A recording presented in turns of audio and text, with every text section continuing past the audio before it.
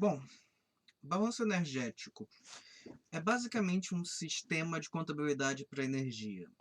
Quando a gente fala em balanço energético no Brasil, a gente está falando de um sistema de medir quanta energia, como que a energia está sendo produzida e consumida no Brasil. É bem partidas dobradas aplicada ao setor de energia.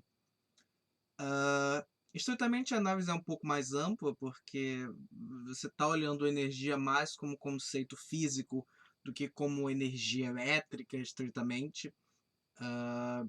Atualmente, quem faz esse trabalho de contábil é a Empresa Nacional de Energia, empresa de pesquisa energética. Tem uma trajetória de 50 anos no Brasil, inicialmente feito pelo Ministério de Minas e Energia. Uh, e é uma busca por construir uma base de dados das partidas dobradas no setor energético. A, o trabalho do Balanço Energético Nacional ele vai servir de base para várias outras análises. Você vê na tela que esse trabalho é usado para um balanço de carbono no Brasil também, porque você consegue, se você sabe qual a fonte de energia, você consegue mensurar qual a pegada energética para cada megawatt produzido. Em termos do perfil do Balanço Energético Nacional, você tem três documentos produzidos. Três documentos principais a cada ano, atualmente, nesse modelo da empresa de pesquisa energética. Você tem um relatório síntese, que é uma apresentação de PowerPoint, com um pouco mais de detalhes do que seria esperado numa apresentação de PowerPoint. Você tem também um resumo da pesquisa anual, que daí vai compilar os dados de um modo mais abrangente.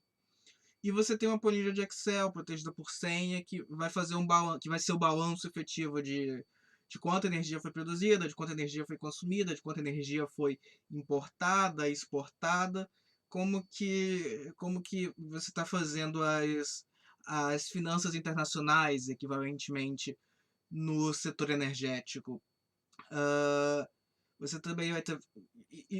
Somando esses relatórios todos, essa base de dados de 50 anos do Balanço Energético Nacional, a Empresa Nacional de Pesquisa Energética gera uma versão interativa disso, que acaba sendo uma base de dados bem fácil de acessar, mais ou menos do que você encontra em outras bases de dados interativas, como essas bases mais internacionais de FMI e organizações internacionais, de modo geral.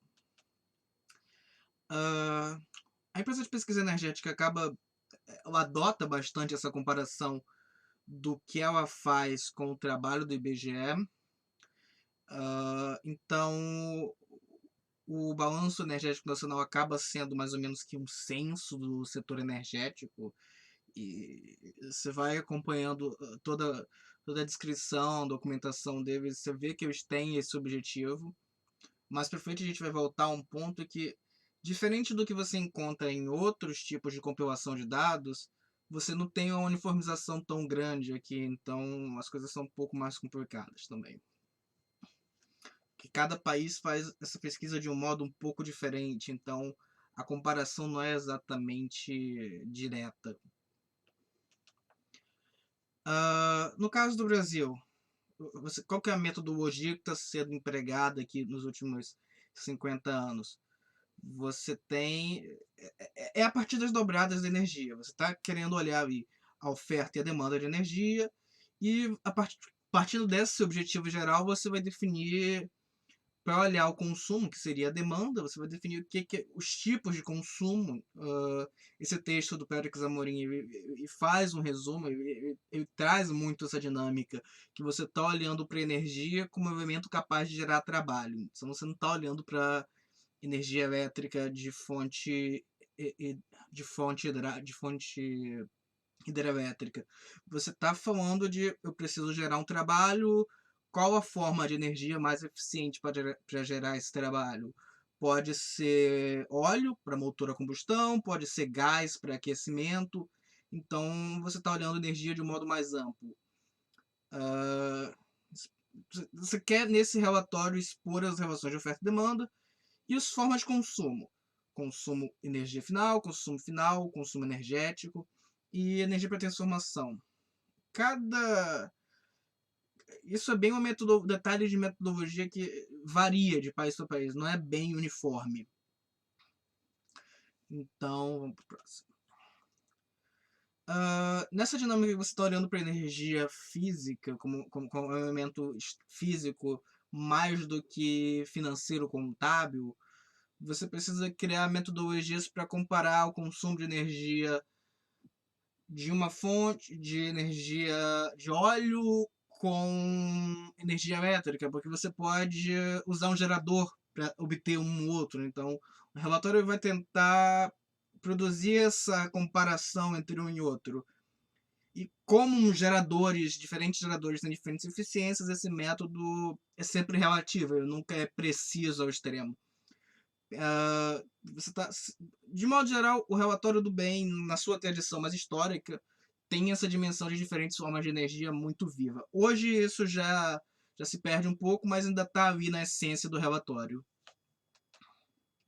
Quando você fala do bem, você está falando o perfil, a composição do bem, assim, do relatório do Balanço Energético Nacional, você está falando de um relatório que busca construir essa análise. Então ele olha lá por setor a setor, uma análise do perfil da oferta de energia, ele está olhando qual a fonte de quais as fontes geradas. E apesar da análise de emissão de CO2, ele não faz claras distinções entre o que é energia limpa, o que é energia renovável, ele meio que assume que os conceitos são o mesmo. Não é claro em nenhum ponto do relatório essa distinção entre um conceito e outro. Ele tenta fazer isso mais ou menos parecido para análise de consumo e vai quebrar lá, então ele consegue fazer uma projeção de qual setor da indústria cresceu ou reduziu o consumo de energia, o que acaba sendo uma boa proxy para você fazer PIB setorial. E ainda nessa dinâmica de olhar mais amplo, no slide agora está o exemplo que eu tinha dado do aquecimento e tal. Então, o Balanço Nacional de Energético, no caso brasileiro, é muito focado na energia no quadro atual do Parque Nacional de Produção de Energia. E energia como conceito físico. A comparação com relatórios internacionais é difícil, porque o relatório americano, por exemplo, o IEO, Annual Energy Outlook, ele tem um perfil muito mais de analisar tendências e como elas vão se desenvolver.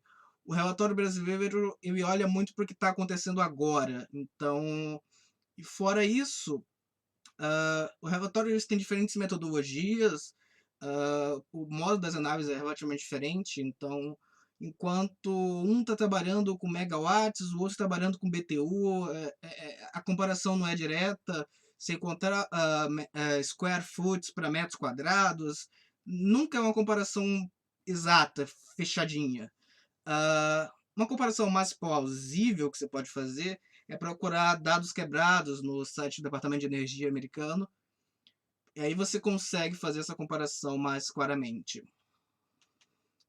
Aqui a gente tem mais ou menos uma tela que não é do relatório americano, mas você encontra procurando pelo site, e que seria mais ou menos equivalente a essa tela aqui do Brasil, que olha para o Brasil, para o perfil da geração nacional em 2010 e em 2019. Não é a mesma coisa, mas é o máximo que dá para fazer assim de uma comparação mais ou menos direta entre os dois relatórios.